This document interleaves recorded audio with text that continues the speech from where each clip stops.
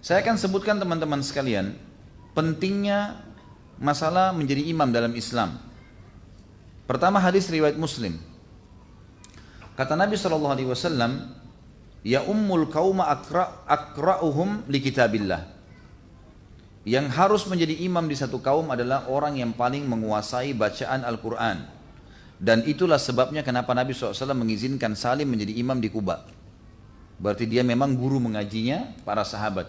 Walaupun kata ulama hadis tadi disebutkan dalam riwayat, kalau selain Salim ada Ibnu Mas'ud, ada Ubay bin Ka'ab, ada Muadz bin Jabar radhiyallahu anhum ajma'in. Tapi yang Nabi SAW tunjuk jadi imam nyata di lapangan adalah Salim maula Abi Hudzaifah.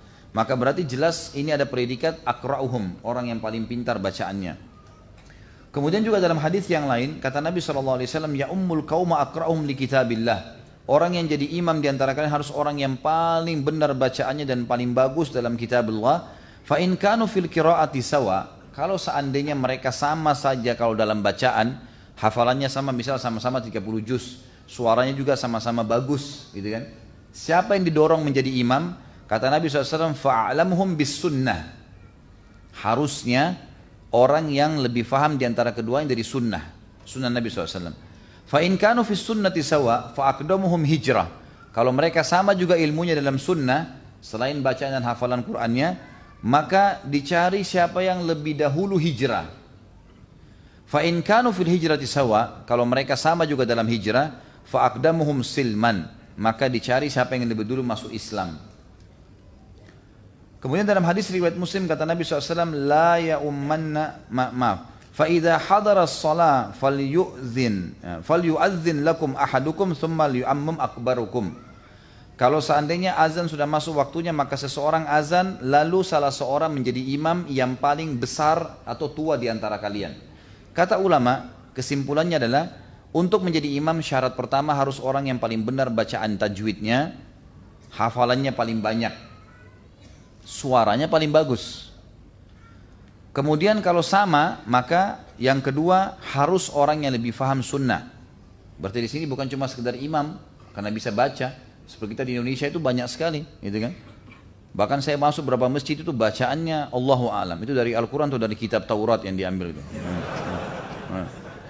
Lah iya, tidak jelas bacaannya, hurufnya dari mana ini, gitu kan? Kadang-kadang dengan suara kecil, kacau balau semua, gitu kan? Diganti shin jadi shad, gitu kan? Ada yang pernah baca idza zulzilatil ardu zilzalaha. Itu kan artinya idza, zal. Sampai kami dulu waktu di Madinah tuh kalau mau disuruh sebutkan huruf oleh guru kami itu disuruh lihat mulutnya. Lihat mulut saya, ini lidah ke atas. Zal, zal. Ya. Idza zulzila. Beda antara zal dengan zai. Idza zulzilatil ardu zilzala. Sewaktu bumi kami goncangkan dengan kuat pada hari kiamat. Coba apa yang dibaca oleh sebagian imam? Isa sulsilatil ardu zilzala.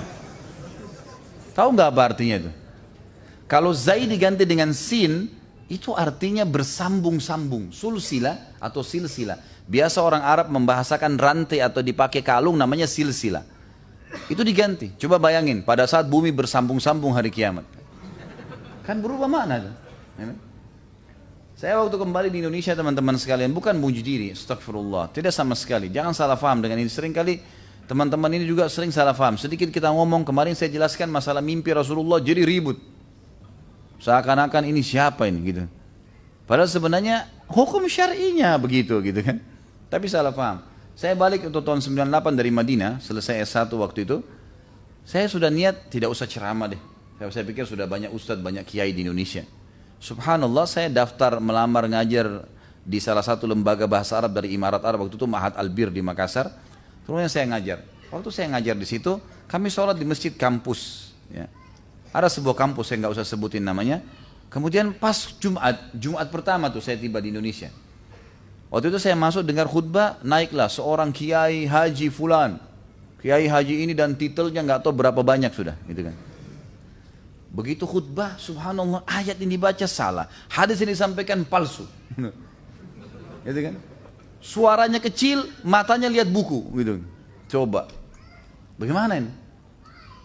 Saya lihat orang di sana tidur, orang di sini tidur, gitu kan. Yang di belakang lagi ngobrol, ada yang ketuk-ketuk celengan supaya cepat selesai. Yang terjadi, saya datang ke pengurus masjid, Pak, bisa nggak saya, kalau misalnya ada khatibnya gaib, ini nomor telepon saya tinggal dekat sini kok, kebetulan dekat rumah orang tua saya tinggal jalan kaki. Baiklah, subhanallah dengan hikmah Allah Jumat depan khatibnya nggak bisa hadir. Lalu saya khutbah, saya sampaikan tentang fadilah Al-Quran. Tentang bagaimana semestinya orang harus belajar Al-Quran. Dan bagaimana bahayanya kalau kalimat huruf hijaiyah salah. Alhamdulillahi Rabbil Alamin.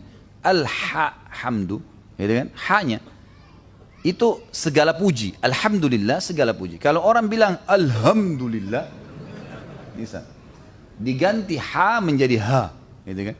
Seperti kalimat ihdina, itu ada penekanan, dia ada beda ha, gitu kan? Diganti, banyak imam gitu, karena mau fasih ceritanya, gitu kan? Alhamdulillah. Gitu. Kalau hamada pakai ha artinya segala puji bagi Allah. Kalau hamada artinya kematian. Bayangin.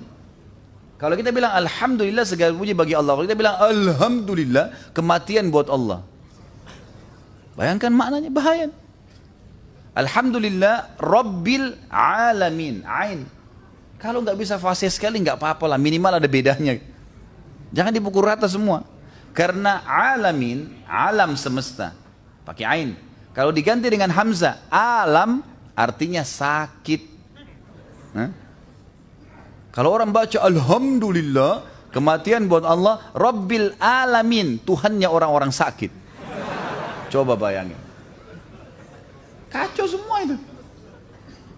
Jadi memang bahaya sekali itu. Maka bukan aib teman-teman. Ada orang, maaf saya bahasakan, saya temukan ikhwah gitu, Masya Allah jenggotnya sudah terjaga, sudah nggak isbal, akhwatnya pakai jilbab. Begitu dengar Al-Quran, kacau balau semuanya. Jangan akhi. Imam Syafi'i rahimahullah pernah bertemu dengan beberapa ulama-ulama Mesir waktu itu. Setingkat, beliau anggap setingkat dengan beliau. Lagi sibuk bawa kitab-kitab tulisan manuskrip mereka, gitu kan. Sampai tebal. Dalam riwayatnya dikatakan Imam Syafi'i melihat mereka mengangkat dengan beratnya buku-buku fikih mereka. Lalu Imam Syafi'i rahimahullah memegang satu mushaf Al-Quran. Lalu beliau mengatakan kepada orang-orang itu, sungguh demi Allah, kitab-kitab kalian itu menyibukkan kalian dari yang ini. Ini lebih penting daripada itu sebenarnya. Lebih penting membaca Al-Quran daripada membaca kitab yang lain. Padahal Imam Syafi'i hafal Quran teman-teman sekalian. Waktu saya jelaskan Utsman bin Affan radhiyallahu anhu, Utsman bin Affan punya Quran yang beliau susun gitu kan dengan kulit, dari kulit unta. Dibaca oleh Utsman radhiyallahu anhu. Padahal hafal Quran. Utsman bin Affan dalam riwayat yang saya pernah sebutkan, di antara riwayat yang masyhur, beliau bisa mengkhatam Al-Quran dalam salat witirnya. Bagaimana Allahu a'lam, Allah kasih taufik, sudah biasa dibaca jadi begitu. Tapi Utsman juga ditemukan pada saat meninggal, Quran yang dia pakai itu kulit unta yang keras, sudah sampai sobek karena seringnya diulang-ulangi. Tetap dibaca, sudah hafal Quran tetap baca. Apalagi orang yang belum baca, belum hafal sama sekali. Gitu kan? Harusnya ini harus diposisikan Al-Quran pada tempatnya teman-teman sekalian.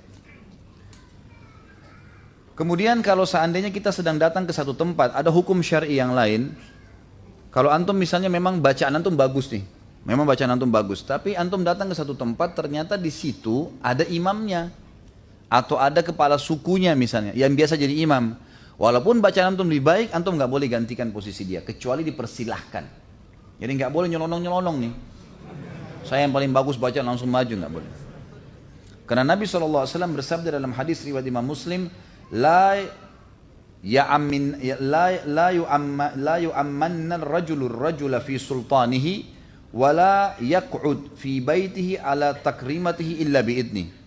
Tidak boleh seseorang itu menjadi imam di atas imam yang lain yang dia punya kekuasaan di wilayah itu. Walaupun kata ulama tafsir, ulama hadis, kalau dia lebih baik bacaannya, yang penting orang ini memang ditahu bacaannya sudah cukup, maka dibiarkan. Dan tidak boleh seseorang itu sengaja duduk di rumah seseorang, di terasnya kah, di rumahnya kah, tanpa izin pemilik rumahnya. Jadi di sini ada hukum syar'i sendiri. Makanya teman-teman sekalian, pada saat kita bahas tadi kenapa Salim jadi imam, itu punya kedudukan sendiri dalam Islam. Kita tahu waktu Abu Bakar, waktu Nabi SAW mau meninggal, apa yang Nabi SAW menjadi tolok ukur supaya Abu Bakar jadi khalifah? Mur Abu Bakar fal yusalli bin nas, patokannya jadi imam. Suruh Abu Bakar agar menjadi imam buat orang-orang.